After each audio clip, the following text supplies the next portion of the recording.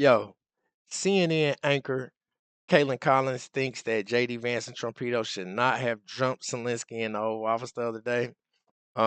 So she invited Secretary of State Marco Rubio in, and first off, she jumped off. Should they have jumped him, and should he have apologized? His response was so official. He basically said, "Look, Zelensky came up into the office thinking that this was the last administration with the rainbow flag up. He should have noticed that this America's under a new management, and then coming in here acting like we owe him something is exactly why he got jumped in the Oval Office by JD. No, we do not owe him an apology." My name is Marcus Russell. This is the Marcus Russell Show. Yo, make sure you hit that like and subscribe button. I need 100,000 subscribers. Let's get right to it. And my source tonight is the Secretary of State who is in that room today, Marco Rubio. Thank you so much, Secretary Rubio, for being here. We just heard from President Zelensky. He said he does not think that he owes President Trump an apology for what happened inside the Oval Office today. Do you feel otherwise? I do, because you guys don't see, you guys only saw the end. You saw what happened today. You don't see all the things that led up to this. So let me explain. The president's been very clear. He campaigned on this. He thinks this war should have never started. He believes, and I agree, that had he been president, it never would have happened.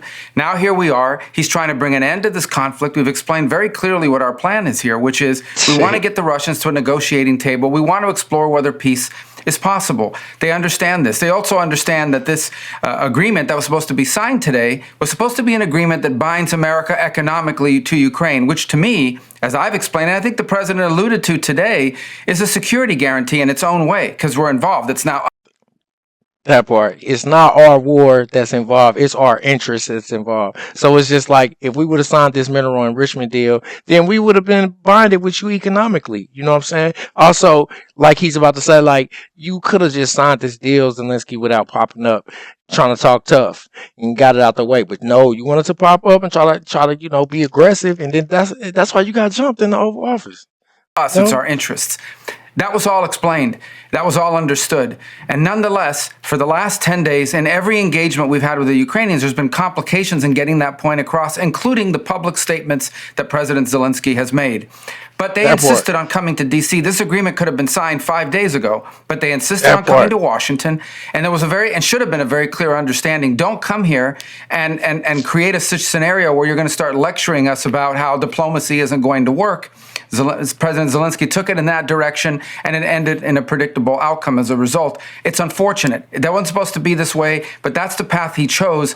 And I think, frankly, sends his country backwards in regards to Exactly, to them fixing the situation. See, I think Zelensky didn't realize that we already have taken this rainbow flag down, and I think he came in with intentions to try to force them to force their hands in front of live TV, but he might have just costed the lives of millions of people back home in Ukraine.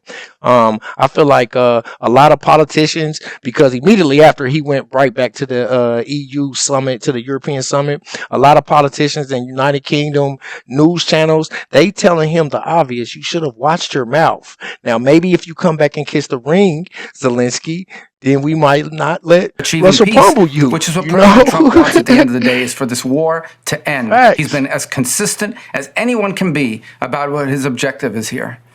But what specifically do you want to see President Zelensky apologize for?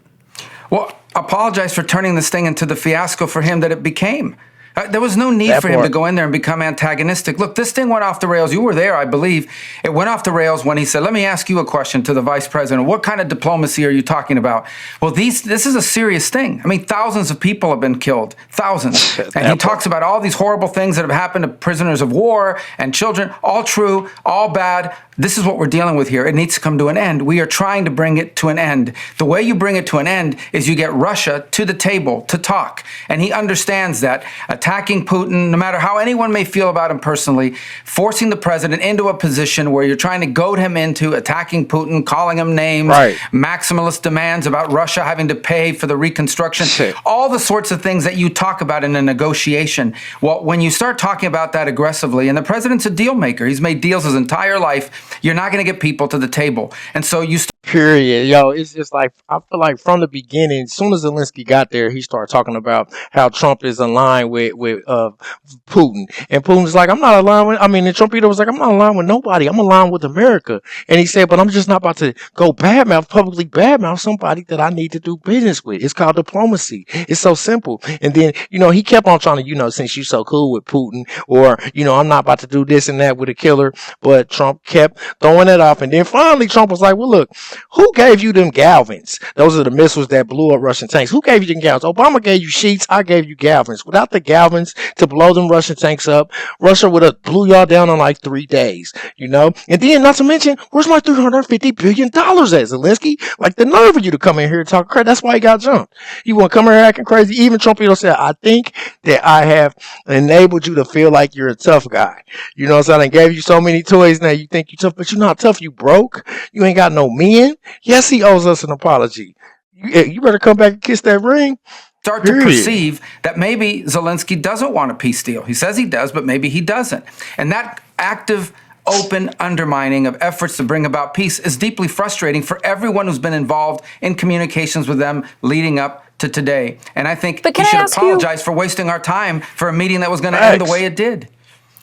You yourself have said previously that Putin cannot be trusted in negotiations. That was the point that President Zelensky was ultimately making during that conversation, is that there cannot be an agreement without security guarantees, because he was talking about all the ceasefire agreements before, or agreements that Putin has just blown past. I mean, do you still feel that way, that Putin cannot be trusted in these negotiations?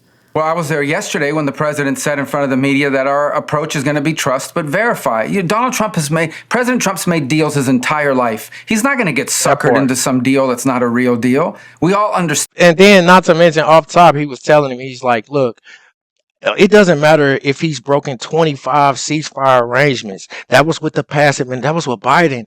Nobody respected Biden. Nobody respected Obama. That's why they would break those ceasefires. And then that explains why he would have, want to do this mineral enrichment deal. Because then that's the cards that he can play. And he'd be like, Putin, I got this enrichment company over here. Don't play with my money. So now we're involved. If you play with my money, then you can get us involved, especially about $350 billion. Putin wouldn't disrespect that money. You know what I'm saying? So then, like Zelensky, he went, like I said, he went to the European summit, and off top, they told him, look, you stupid. You need the help of the most powerful country on earth. If not, they're going to destroy you in a couple of weeks. And then they gave him a little bitty $5 billion, and the prime minister of Poland gave him $5 billion. Then they sent him on his way. So I'm sure he'll be back to kiss that ring. We understand it on our end for certain. And so the goal here is to get to a place we have to explore whether peace is possible. I've said this repeatedly. I don't know. I think it is, based on what they've said so far, but we have to explore that. How else is this war going to end? I ask people, what is the European plan to end this war? I can tell you what one foreign minister told me, and I'm not going to say who it was, but I can tell you what one of them told me, and that is that the war goes on for another year, and at that point, Russia will feel so weakened that they'll beg for a peace. That's another year of killing, another year of dying, another year of destruction, and by the way, not a very realistic plan in my point of view. So if there's a chance at peace, even if it's a 1% chance, that needs to be explored, and that's what President Trump is trying to do here. So, I feel like a lot of times, what's her name? What is that chick's name? Caitlin Collins. I feel like a lot of times she's such a Trump hater that she comes off to me like she's anti-American. I mean, like if some type of foreign person from overseas came talking to any other president, talking about making demands, talking about what type of deals they're not going to make, and still expecting us to pay for their war, just like a normal citizen would be like, that sounds stupid. Why are they coming talking to our country like that? I would take it personally like they're talking to our country, but Caitlin Collins, she doesn't. And should Zelensky apologize? Yes. Come kiss the ring if you want these cards back on your table. And then the fact that he has millions and millions of people's lives on his back, depending on him. I'm a proud man, but if I had to get on my knees to save the lives of millions and millions of people, where's the ring, Trumpito? It's so crazy. And then also, no, I don't feel like we should apologize to him. The only thing that I think, the only question is, should we allow Putin to run their ass into the mud? Because that's the only thing that's going to happen if we don't participate. It'll be like we let Russia run them into the mud. So that's the only question. Should we allow? Because other than that, do I like getting involved with foreign wars? No. Is it messed up? Yes, but we can't be putting our noses in all type of wars when we have so many wars in America. Tell me what you think in the comments. Until next time, my name is Marcus Russell. Make sure you hit that like and subscribe button. Peace.